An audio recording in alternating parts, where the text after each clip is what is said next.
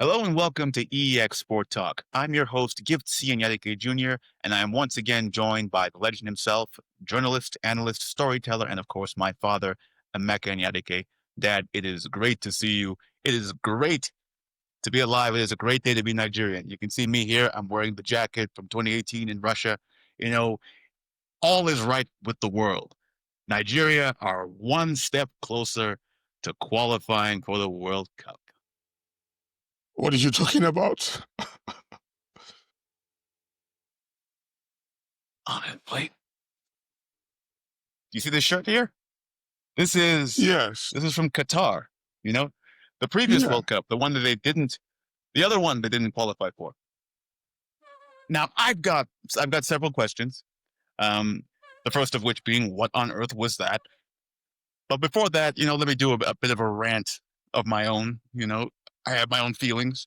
On my other channel, Mortiferous Arcadia, I have a segment called Enyadike's Excoginations, where I just, rant about how I'm feeling. So I'm going to do that here.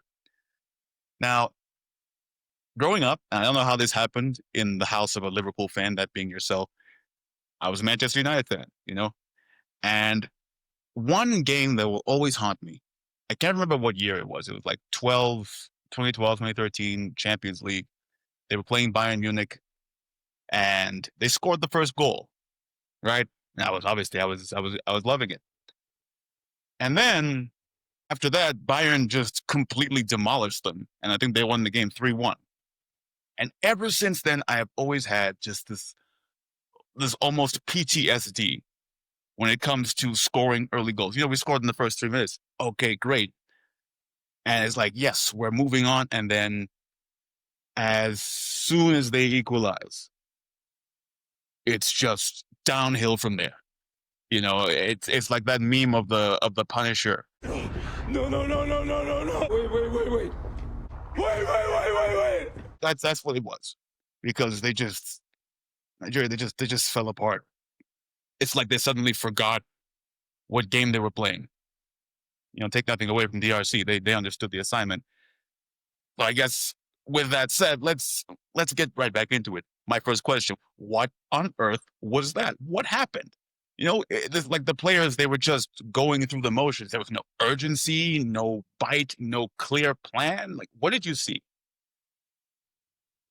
To be honest, I've never seen anything like that before. Not even when we had some really terrible teams. I mean, how can the Nigerian team go from, borderline brilliant against Gabon, especially with the way they finished the game, and then going on to this game where it's almost like they were not interested. Like I was watching it and I'm wondering, not the same team. It's like it's not the same. It's like it's a tale of two different teams for these games, and it's like, what happened? I don't think this guy is really want to go to the World Cup. Is this the real strike? They didn't do their. Yeah, they didn't want to train. think, they did the. Is this the actual strike? Yeah, I think this was this strike. They didn't want to play because I don't know how they were on the pitch for that long, and there was just no sense of purpose. Like, we want to go to the World Cup because, look, DRC were not superior. They were not. I mean, I think the Congolese were maybe even surprised at how easy it became for them because they totally dominated the game after that. We got saved, I think, twice by offsides. Yes. And then suddenly, they were just, even the goal that the Congolese scored, it was a preventable goal. Iwobi lost the ball somewhere around the center circle and everyone else just ball watching. And I mean, eventually it seemed like Ndidi passed the ball to the Congolese guy to score. Like, they just stopped in their tracks. There was nothing about the performance of the team, or I think it's even, I take that back. There wasn't a performance. There was no performance. They were just lethargic. Honestly, in all my years of watching Nigeria, I have never seen anything like that. And, to an extent, this kind of mirrored a little bit of what happened with them when they didn't qualify for Qatar because it was them against Ghana. The game was 1-1. They knew that Ghana had scored an away goal, so which meant that they had to try and get the second goal, which they didn't. And the crazy part of the whole thing was that, you're watching this game and the clock is ticking. And, you wonder if they were actually at some point trying to play for a penalty. Yes, for some reason, Yes, that's even what it felt I like. was, It really did. yeah, for some reason, even I was surprised that Osimhen didn't come back for the second half. And it seemed like, that also got in their head, because now they didn't know how else we're going to go and get a goal if Osimhen is not there. And who does that? I mean, it's Let's just actually it's talk just about Victor pathetic. Osimhen. Like he's been the protagonist and at times the anti. He's been the main character, the final boss when he's on that pitch. Like you said last time in our last chat, you said like him being on the pitch, whether he's scoring, either he's scoring or the people or somebody else is scoring because he's there, he's an ever-present threat. He gets substituted at halftime. What was going on? Like fitness, tactics, something? What was happening? What was the decision? I think it was there were a lot of speculations, but turned out he picked up a knock early in the game, and eventually at halftime they saw that he couldn't continue, and so they brought in Akko Adams. But the thing for me is they had a great chance. Ademola Lookman down the left, puts the ball through. Osimhen's free on the opposite side, so the decision for him will be play it out to Osimhen or play it through the middle, where there was, I think, Ndidi and Akko. And for some reason, these guys ran into each other with the goalkeeper at their mercy. That could have been 2-1. I mean, they had a couple of chances before the Congolese equalized. So it's just maybe I think somehow I've kind of grown used to. I mean, like I'm not so emotional about these outcomes. Maybe when I'm watching the game, it's fine. I go with the flow. Yeah. Then I'm a Nigerian fan and all of that. Yeah, I see you. But once the game is over, I switch my. You know that already. I switch back to during the game. It's what are you doing? And after, like, oh, I sat there for your Liverpool matches. What are you doing? Middle of the night, I'm trying to sleep. Half the time I'm saying, like, pass the ball. We couldn't even pass the ball. Sometimes you had, I haven't been a fan of Chukwueze for a long time. He holds onto the ball too much. Sometimes even Ademola Lookman. Yes, we know they can dribble and all of that kind of stuff, but the modern game requires that you move the ball, especially when you have the ball. When you have a striker like Osimhen, get the ball out there, and the other team throughout the game, they kept passing the ball back, and then the goalkeeper will kick the ball right back to the Congolese. Even if I was still my university coach that I used to be back then, we didn't play that kind of and this it wasn't just about coaching. It was more about just these players didn't realize top to bottom. Let's just call it what it is. Nigeria, they're missing the World Cup for the second time in a row. It has to be classified as a monumental failure, right? Like, how did it get to this? Because you said you're getting used to it almost, but it's like, how did we get to this? But why are we used to this? I mean, if I go back, I mean, we struggled to qualify for the World Cup when it was just one team to qualify. So, in 19th, Africa started getting serious representation when, funny enough, Congo Democratic Republic, they were the first African team, sub-Saharan African team to qualify for the World Cup. Because if I go back in time, so we go Egypt in 1934, it was kind of invitational, and then Egypt, there were no African countries were not independent. But from the late 50s, when most African into when Ghana became independent in 57, and then subsequently there was Nigeria and everyone else from 60 or upwards became independent. So there were more African teams, and Africans were going to go into playoffs in 66, and they said no, they don't want that. The FIFA is not giving them a chance. So Morocco became the first African country to go to the World Cup in 70, and then Zaire, which is now Congo Democratic Republic, went to the World Cup in 74. They got hammered and all of that. So this must have been special for them. But in 78, it was also one team Nigeria lost in the last qualifying round. Then in 82, it became two teams from Africa, and Nigeria lost in the last qualifying round to Algeria, who they had beaten 2 years earlier, not a year earlier actually, in the AFCON, to win the AFCON. Then 86 also, it was 2 teams. In fact, Nigeria qualified for the World Cup for the first time in '94 when FIFA made it three representatives, and then it became like, I mean, they had like phenomenal performance there, and they went on to '98, 2002. They missed out in 2006. It was narrow. And then after that, they were always at the World Cup. They were in the World Cup in South Africa in 2010. They were in the World Cup in 2014 in Brazil, and 2018 in Russia. So it became like, Russia, yeah. Nigeria they were like the usual suspect. You expect us to be at the World Cup because we are one of the big teams there. But to put it into perspective, 10 teams potentially from Africa. If Congo goes to the playoffs and qualifies, it'll be 10 teams from Africa out of 54. And Nigeria is not at the World Cup. Not one of them.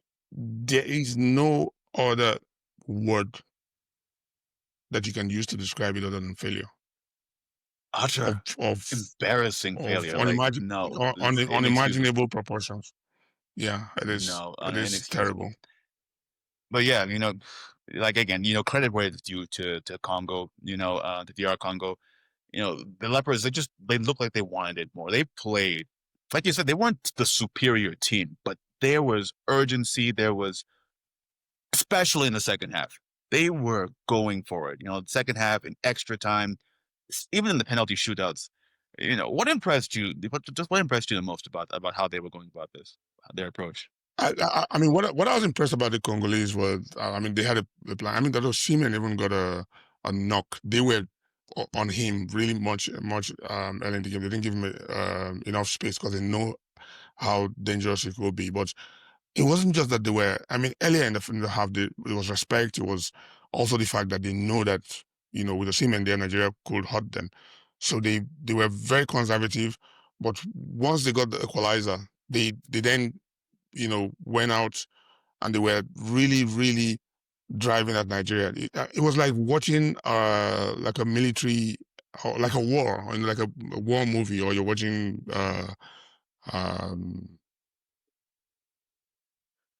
you're watching a movie about the Spartans, where they are encircled, so they're coming from every angle.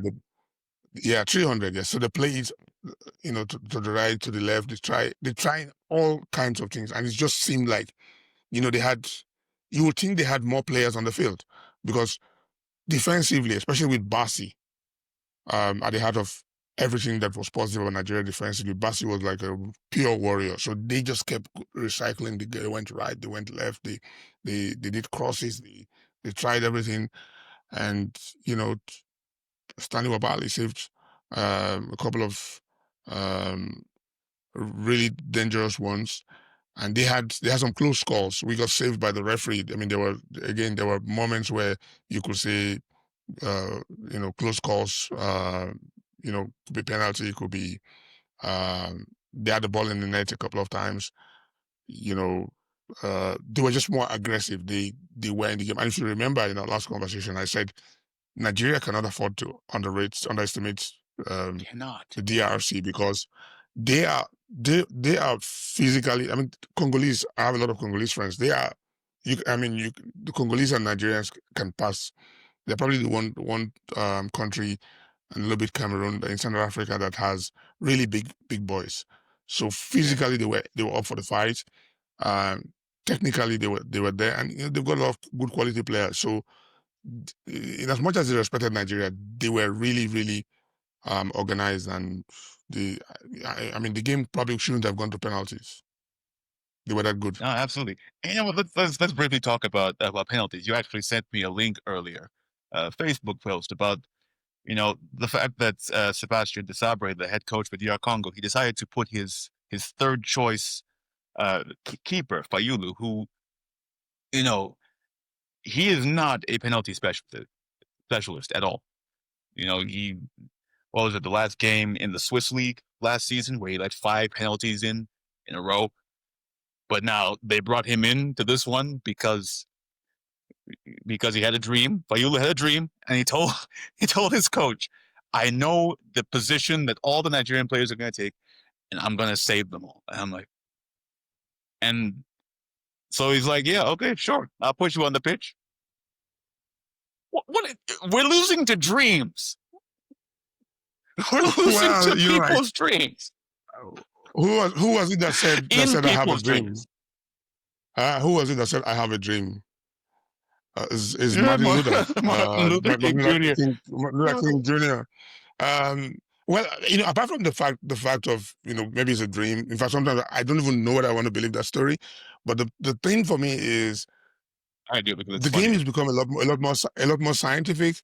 They have applications where they can check every player's penalty records, where they played, and all of that. So these things they prepare. So it will appear that the Congolese were more prepared for the penalties than the Nigerians were, because when I saw that substitution, I remember when Yimba won the CAF Champions League for the second time. They had Nigeria's best goalkeeper, Vincent Inyama, but the coach kept changing changing him during penalty shootouts and bringing in the second keeper, Dele Ayenugba. Sometimes it's mental, it's psychological. If you do that, the opposition starts thinking, who's this guy they're bringing in? Is he some kind of Superman, the Hulk, or someone who's going to cover the post and you're not going to be able to score? But in reality, did he really save? I think he kind of put some kind of frights in them. Yes, he had the odd save, but Bassi, sold him a dummy and he flew to one side of the post, and just Bassi couldn't keep his shot down, because Bassi is a defender. I don't even know how we chose or decided on the players, because Moses Simon and a few other players were there should be taking penalties. But now you have centre backs going to take penalty. People who are used to kicking the ball What are we doing? out. Yeah, so I mean, we could, if we were prepared for penalty, Ekong could have been brought on. He's been scoring penalties for Nigeria. So it's just so yeah. So it's like, on the one hand, it seemed like they were playing for penalties, but then we got to penalties, and it's like, so then what exactly were you trying to do here? And then you have our head coach. You have Eric Chell. He's talking about how they're committing, they're doing voodoo or something in the back, and they're throwing water in one direction. Your team went out there and no, you come back afterwards talking about voodoo. Look, that voodoo stuff. I'm a superstitious person, but like, come on. Whether you want to believe it or not, it's something that happens across Africa all the time. I know people. I remember going to Malawi for a game where Malawi was playing against the Super Eagles. It was like 2003 or thereabout, and they had this guy with a big pot. He was wearing red. He had a massive pot with him, which he was just showing around. And I had a great laugh. I told my photographer to try and get some shots of him. And in Senegal, in especially francophone sub-Saharan African countries, they use this and they believe in it. Even in South Africa, Ivory Coast won the AFCON, by the way. About Moti, Ivory Coast. In Ivory Coast, but at some point they have this. That's how they won. They won it with witchcraft. That one, that one's the one I believe. They won that one with witchcraft. Yeah. They throw, they call it, they throw pepper and other things on people. And then there was one, in fact, in high school, I remember when my high school we played a final, state cup final against, I went to Baptist High School and we played against Anitona High School. Both schools went to the same, some guys in the schools believed that they had to go to this witch doctor who was very good at making people win games. And then they scored 3 goals in the first half, and for some reason we played that game 1-1. Second one was 0-0, and then the last game they said no, we're going to play half, 30 minutes or something like that, because it got dark in the previous game, so we couldn't play extra time. So they scored 3 goals, and then the officials actually decided that they'll have to play like a second replay, so it was like a whole game. So they scored 3 goals, and then second half we scored 3 goals, and eventually we won. We won on penalties. And I'm telling you that there's no way you could convince anyone in school. And I'm saying these are like teenagers. I was probably 14 going on 15. And they convince anyone that the guy didn't have a say as to who won the game. It just kind of sums up the kind of belief system in football that you have across Africa. Because I'm looking at Eric Chell, he's African, yes, but he's also French.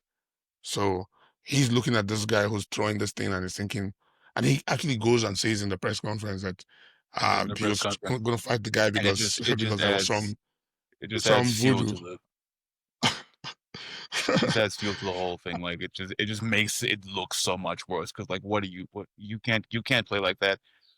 And again, I'm like like I said, I'm an African too, so I'm not. It's not like I don't believe in this kind of stuff, but still, you go out there, you play like that, your team plays like that, you make the decisions that you do, and you come back. Oh no, but we lost because of witchcraft. No, No, if we were that good and all of those things worked, African countries would have won the World Cup a long time ago.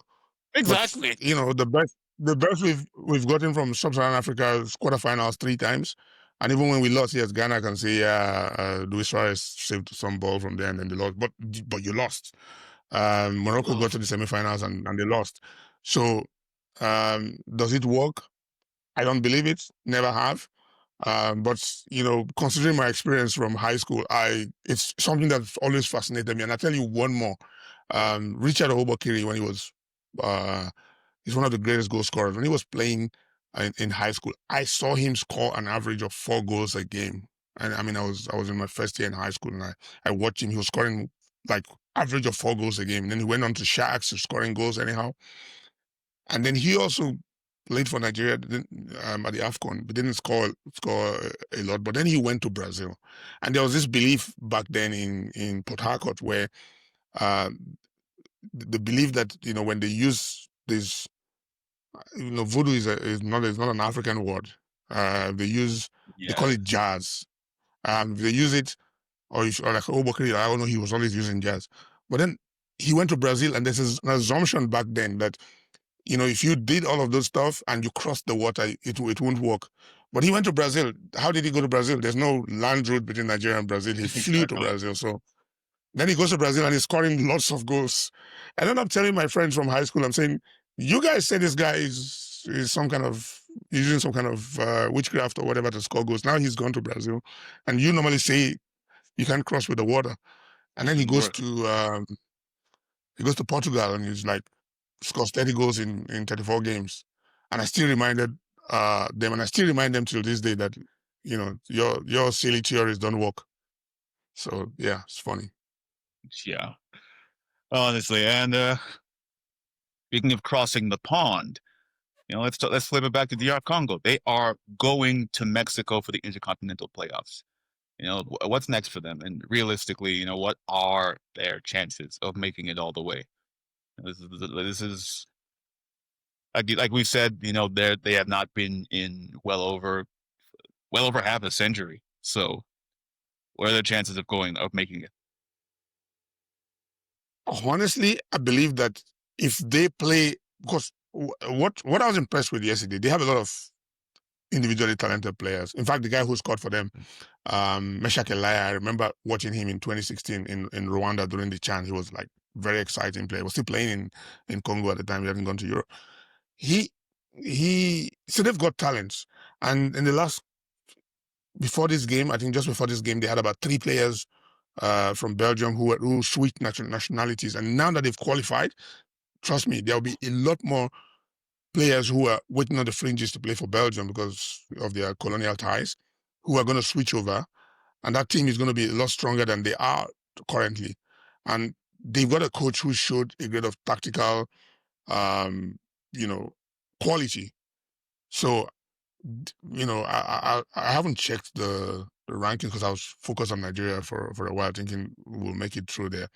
But I honestly believe that they're going to qualify for the World Cup because they were disciplined. They've shown in the last 2 games. Of course, we saw them throughout the qualifying campaign how good they were, and even at the last AFCON. But they're gonna qualify for the World Cup. I probably got my prediction wrong the last time. And that's because you mentioned betting. Nice excuse, but then I think they will qualify. Yeah, yeah. They have a massive uphill battle, and also I found out earlier this morning, like they're not the only ones who are returning to the World Cup after a long period of time. I just saw Norway. They're going back. to the World Cup for the first time since 1988. So that's, this might be a resurgence era. There might be a trend of resurgence for a lot of teams around the world, in fact, with regards to this World Cup. Yeah, I mean, and Norway has Haaland, so Erling Haaland, yeah. they will be exciting. They've got a lot of really really exciting players. Italy not going to the World Cup.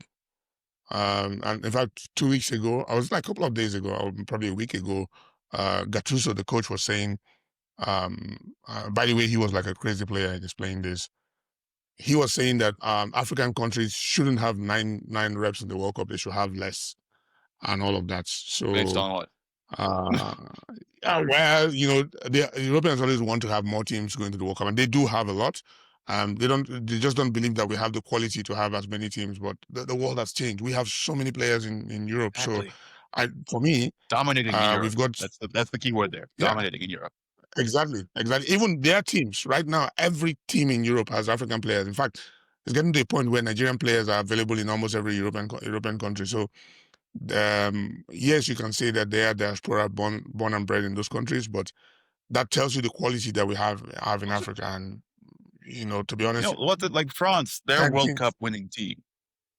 Like, yes, they are French, like born in France, raised in France, but their parents are from different parts of the African continent. That's the entire.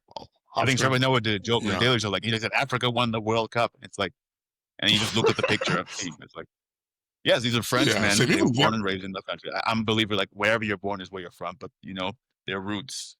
So, yeah, Germany has about 3 Nigerian players right now. Musiala, um, Mecha, actually 2, like Lucas Mecha and his brother, and then they have Adeyemi as well, who's also. So they have players with Nigerian roots, a lot of them. Italy has a few as well. Actually, 2 of them play in the Premier League, 2 fullbacks, Coyote and Udogie. So um, his theory doesn't make any sense at all. honestly. But yeah, let's talk about reactions, because obviously you saw mine at the top of the show where I was mostly. I had my own annoyance with it. I've discussed your feelings about it. But like Nigerians in general, they are just angry. The tone on social media has been building over just for weeks. We had the Kevin Meany Stadium controversy. We had endless debates. We had call for probes. People after this loss, it's like the straw that's breaking the camel's back. People are saying restructure the NFL. Some people were like, oh, dissolution, ban them, disband them, proscribe them. In other words, like others are saying, okay, calm down for a second. FIFA might come in and we're like, okay, hey. So it's like the question is like, how can we fix football in Nigeria, the systems and structures, without violating FIFA, their statutes? Is there a path to real reform? Because I think we just discussed African players in Nigeria. And this is a debate like I used to have. This is a big talking point I always used to have with my colleagues at work, where it's like I believe we probably have some of the most talented players ever, but then they come into the team, and then there's always a whole thing because they didn't grow up in the system. There was no system, essentially. Nigeria has a football league, but Nigerians don't watch it. There are teams there, but like we don't watch it. We watch. We send our young players to Europe, and then they go to play for teams Europe throughout the Premier League, just all over it. And it's just what are we doing here? Osimhen, like I think I mentioned in our previous conversation, he's from Galatasaray, and he's going back to Galatasaray once he's done here. He's not going to any Nigerian team here or any African team. So I think the only real league on this continent, in fact, is frankly the South African one, the PSL. Like that's the one that I feel has the most genuine like investment and interest. So what can we do just to fix the football in Nigeria? What can we really do? I'll start from where you stop, which is the leagues. Yeah, so apart from South Africa, obviously Tanzania, Egypt, North Africans, the North African countries have fairly reasonable leagues, and that's why they still have some good players, and that's why they dominate in the club competition. But what is so weird is that in Nigeria, people don't want to associate with the local league. They don't want to they don't believe that they can watch teams. When I went to Port Harcourt um, not too long ago, I mean, I grew up where I used to watch Sharks before, but now they got Rivers United, and I go to watch Rivers United, and there's like 200 people in the stadium, and this is like one of the top teams in the league, and I'm wondering, why, why are they not there?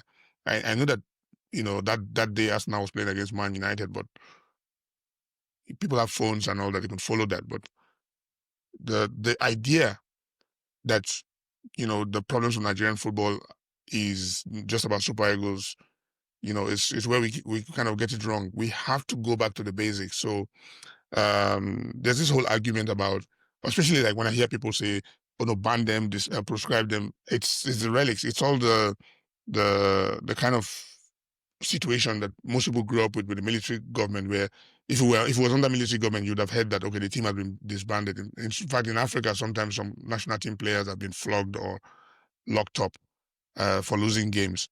But we're in 2025, where the world has evolved and things have changed. So you can't just go ahead and how would I put it? You can't go ahead and disband the team or whatever, because the NFF That's ridiculous. actually is who is the member.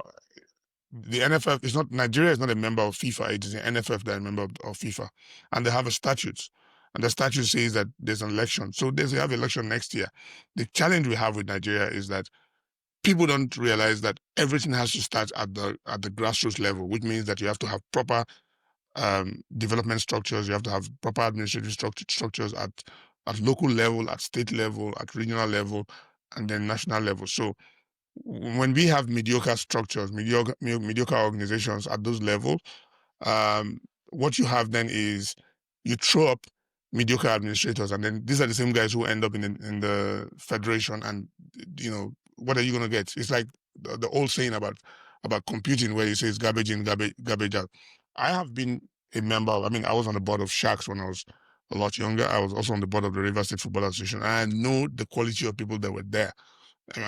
But it wasn't an election at the time. It was appointed by the governor. And I remember going into a meeting where everyone looks at me and says, okay, the governor says you are the guy who's the football expert. So, what are we going to do? I sat down and I wrote the blueprint. And then I presented to everyone. I tried to show them what we needed to do. And then, that one of the things we did was convince the National Federation to get the Super Eagles to play all their games in Port Harcourt back in 2001. And then we built on all the other state structures from there before I eventually left. But the point I'm making is that we needed to have the right people at state level. Some of the states at the state level in Nigeria, they don't do anything. They just play the FA Cup, and then they want to get on the committees in the national. They want to travel. It has to start there. We have to have, and serious people who want to go at the top have to start at the state level. Go to your various local governments or states, get on the board there. Let's start bringing people. Yeah, bringing people in there. And then the second thing also is on them understanding that football is a business, which means that people have to know what they're doing. You can't bring people who are there. I know a lot of football. I've known football all my life, but going to study in Europe for an MBA in sports business showed me that at the time, a lot of my colleagues needed that for them to get employed by clubs. That's to tell you the quality of people that they are. And a lot of my academic network from Europe, for all the programs that I did, they all work for all the clubs. They work for Bayern, they work for UEFA, they work for different platforms. When I worked for FIFA, the colleagues that I worked with, they're all people who understood the business of football and understood the nuances and have gone to study it. We like education in Nigeria. We like to study everything, but we don't want to study football.